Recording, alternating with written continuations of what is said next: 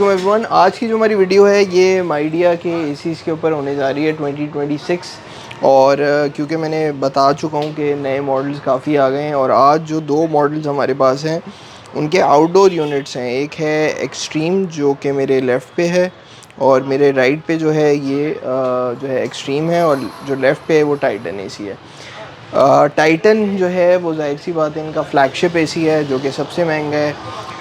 2,35,000 रुपये का भी डेटन है, और जो एक्सट्रीम प्लस है ये तकरीबन अभी 1,85,000 रुपये का है। जो लास्ट ईयर का एक्सट्रीम था उसकी प्राइस तकरीबन 1,80 थी, तो ये 5,000 रुपये महंगा है।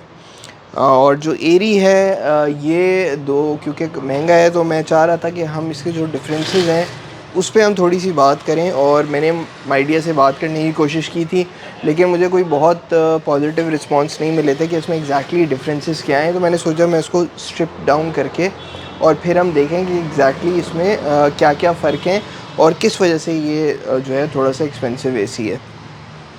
तो जो मुझे समझ आ रही है इसमें जो एज़ पर माइडिया जो टाइटन है, एक तो इसका वेट ज़्यादा है।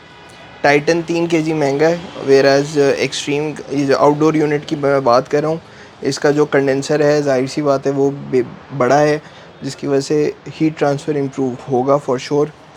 एक और चीज़ जो मुझे आइडिया से पता चली है वो ये है कि जो टाइटन है उसमें जो कॉइल की कोटिंग्स प्राइम गार्ड कोटिंग है, वो उसकी जो थिकनेस है या जो उसको जो जो एप्लीकेशन है वो उसकी ज़्यादा है। तो ऐसे एरियाज़ जो सी के पास हैं, अगर आप नाले के पास हैं या कराची में जो ये प्रॉब्लम आती है उसको टाइटन बेहतर तरीके से एड्रेस कर सकता है। तो ये एक बहुत अच्छा साइन है, क्योंकि अगर आप किसी से भी जो रजिस्टर्ड या जो ऑफिशियल कॉइल कोटिंग्स हैं वो काफ़ी महंगी हैं। अभी मैं लेकर की बात नहीं कर रहा, मैं प्रॉपर कॉइल कोटिंग्स की बात कर रहा हूँ, जो कि एक बहुत एक्सपेंसिव ट्रीटमेंट होता है। मिनिमम भी कॉइल कोटिंग आप जो अभी वेरीफाइड वेंडर्स हैं जैसे ब्लाई गोल्ड है, हेरिसाइट है, दुनिया में ये टॉप टियर कोटिंग्स जो प्रोवाइड करें जिससे हीट ट्रांसफ़र इफेक्ट नहीं होगा, तो वो एक महंगा ट्रीटमेंट है। तो ये ऑलरेडी हुआ हुआ है, एक्सट्रीम प्लस पे भी हुआ हुआ है और इस पर भी हुआ हुआ है, लेकिन इस पर जो ट्रीटमेंट है वो ज़्यादा है।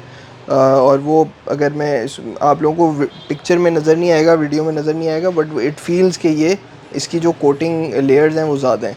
तो ये जाहिर सी बात है कोरोसिव एनवायरनमेंट में इसका रिज़ल्ट थोड़ा सा बेहतर होगा।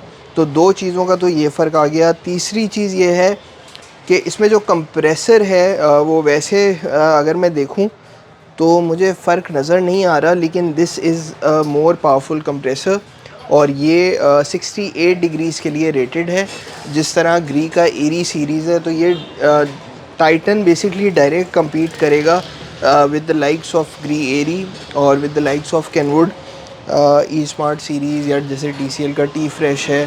तो ये उस टीयर का यूनिट है जो माइडिया चाहता है कि वो उनसे compete करे। सो ऑब्वियसली जो इलेक्ट्रिकल पैरामीटर्स हैं वो भी थोड़े से बेहतर हैं, तो इस वजह से ये एक्सपेंसिव है। एंड फोर्थ जो इसका एक और पॉइंट है वो ये है कि इसमें जो ये वाईफाई इनेबल के साथ साथ इसमें लोकेशन बेस्ड सर्विसेज भी हैं। यानी फॉर एग्ज़ाम्पल अगर आप अपने घर से बाहर जाते हैं तो आप इसको कमांड दे सकते हैं कि फॉर एग्ज़ाम्पल कि जैसे ही मैं 500 मीटर या 1 किलोमीटर के रेडियस से बाहर निकलूँगा तो मेरा एसी ऑफ़ हो जाए, और मैं जब वापस आऊँगा तो वो ऑन हो जाए। तो ये भी इसमें जो जियो लोकेशन बेस्ड सर्विसेज हैं वो भी इसमें इनेबल हुई हुई हैं, वो बाकी ऑप्शंस में आपको नहीं मिलेंगी। फिर आप ये एलेक्सा और गूगल से भी कंपैटिबल हो सकता है टाइटन। बाकी एसीज़ एज़ पर माइडिया वो उनमें वो वाले फ़ीचर्स नहीं हैं, तो कोई बहुत ज़्यादा डिफरेंस नहीं है। लेकिन ये एसी ऐसा है कि अगर आप जैसे मैंने कहा ऐसे एरियाज़ में जहाँ पे कोरोजन का प्रॉब्लम ज़्यादा है, जहाँ आप सी के नियर हैं या आप नालों के करीब हैं, तो इसका रिज़ल्ट डेफिनेटली बेहतर होगा। फिर इसका लाइफ साइकिल बेहतर होगा। फिर अगर आप ज़्यादा गर्मी वाले एरियाज़ में हैं, जहाँ ज़्यादा गर्म एरियाज़ हैं, वहाँ पे टाइटन का रिज़ल्ट जो है आपको बेहतर मिलेगा।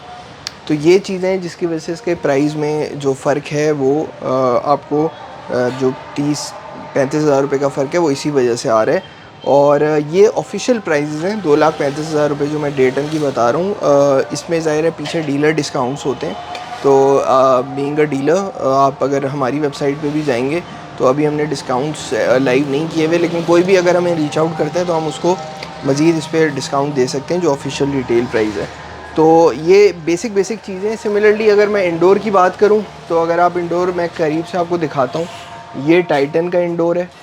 और इसमें टाइटन ने इसमें जो फ़र्क है वो ये है कि इसका जो इवेपरेटर है वो भी बड़ा है, इसका जो फ़ैन मोटर है वो भी बड़ी है, उसका डाया भी बेहतर है जो कि इन्होंने प्रमोट भी किया हुआ है। और बाकी एयर प्योरीफिकेशन सिस्टम्स दोनों में लगे हुए हैं जो कि इतना ज़्यादा डेफिनेटली इफ़ेक्टिव नहीं होगा, बट एक चीज़ दी हुई है ऑलरेडी इन्होंने। फिर AI इको मास्टर है जो कि इको मोड था, उसको इन्होंने रीब्रांड करके इंट्रोड्यूस किया है।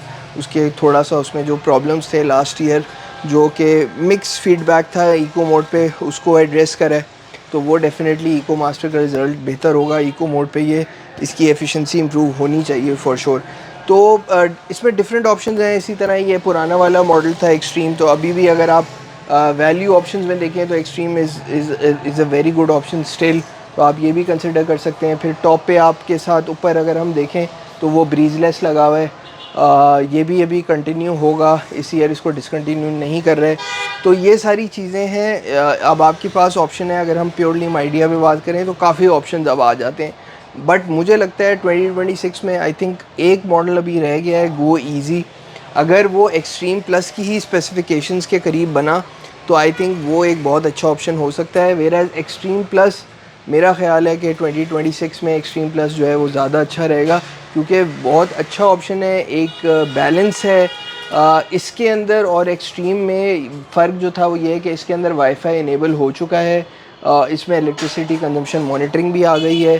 तो ये सारी चीज़ें आपको एक्सट्रीम प्लस में मिल जाएंगी। पहले वाईफाई भी नहीं था पुराने वाले में, और अगर आप उसमें वाईफाई इनेबल भी कर देते हैं तो इलेक्ट्रिसिटी कंजम्पशन मॉनिटरिंग वो नहीं करता था। तो ये सारे फीचर्स आपको तमाम एसीज़ में आप देखने को मिल जाएंगे। तो अब आपके ऊपर है, अब आपने डिसाइड करना है कि आपकी नीड्स के हिसाब से आपको क्या सूट करता है। आपको एक्सट्रीम प्लस सूट करता है आप वो ले सकते हैं, टाइटन सूट करता है आप वो ले सकते हैं, ब्रीजलेस पे जाना है जो कि बेसिकली एक R32 मॉडल है, आप उस पर भी जा सकते हैं, वो भी ऑप्शन अवेलेबल है। एक्सट्रीम के जो पुराना मॉडल है उसके लिमिटेड यूनिट्स अवेलेबल हैं, अगर कोई अभी ले सकता है तो वो भी कंसिडर कर सकता है। तो आपके ऊपर है, आपने देखना है। लेकिन at the end of the day जो सबसे इंपॉर्टेंट चीज़ है वो है इंस्टॉलेशन और सर्विसिंग। मैं इंस्टॉलेशन के बारे में पहले भी बता चुका हूँ कि जब तक आप उसको प्रॉपरली वैक्यूम करके सिस्टम इंस्टॉल नहीं करेंगे तो वो अपनी प्रॉपर जो उसकी एफिशिएंसी है उस पर वो नहीं आएगा, और विद टाइम उसमें प्रॉब्लम्स आना शुरू हो जाएंगे। क्योंकि जब तक जो उसकी कॉपर की लाइंस हैं अगर आप वो प्रॉपरली वैक्यूम नहीं हो रही हैं तो वो उसमें किसी की मिट्टी, धूल, मॉइस्चर, जब वो रेफ्रिजरेंट ओपन होगा और वो जाएगा अंदर तो फिर वो प्रॉब्लम्स क्रिएट कर सकता है for the compressor as well. तो कोशिश करें, और मैं टेक्नीशियंस को भी बोलूँगा कि यार प्लीज़ आप वैक्यूम पंप अच्छा ख़रीदें, और 1500 3 हज़ार 2 हज़ार रुपये में इंस्टॉलेशन अगर आप करोगे तो वो आपको जो है फिर यही प्रॉब्लम्स आती रहेंगी। तो वैक्यूम पंप ख़रीदो। आई अंडरस्टैंड महंगा है, वैक्यूम पंप का ऑयल महंगा है, लेकिन ये ज़रूरी है। कस्टमर्स आपको पेमेंट करेंगे, हर कस्टमर पे करेगा अगर आपकी सर्विसेज अच्छी होंगी। कोई कस्टमर आप 2 गुना उनसे चार्ज करो, हर कस्टमर पेमेंट करता है। तो वैक्यूम पंप का होना ज़रूरी है। ऑयल आप लोकल यूज़ नहीं कर सकते, वैक्यूम रेटेड ऑयल आपको यूज़ करना है, तभी वो अपनी एफिशिएंसी जो वैक्यूम है वो काम करेगा। फिर माइक्रोन गेज है, मुझे आई अंडरस्टैंड कि वो भी एक्सपेंसिव है, लेकिन ये चीज़ें ज़रूरी हैं बहुत। कराची में क्योंकि हम लोग कर रहे हैं, लेकिन कराची से बाहर अभी हमारी सर्विसेज नहीं है। जो कराची से बाहर टेक्नीशियंस हैं जो जो काम करना चाहते हैं, इंटरेस्टेड हैं, सीखना चाहते हैं, वो हमारी वीडियोस देख लें, या यूट्यूब पे बहुत वीडियोस हैं। तो ये चीज़ें बहुत इम्पॉर्टेंट हैं, टेक्नीशियंस को ये चीज़ें समझनी चाहिए थी। तो ये आज का एक छोटा सा ओवरव्यू था regarding idea ACs for 2026 models. अब अगर 1-2 मॉडल्स अभी रह गए हैं, वो जब आएंगे तो मैं उस पर भी इंशाल्लाह आप लोगों को मज़ीद ब्रीफ़ कर दूँगा। थैंक यू, अल्लाह हाफ़िज़।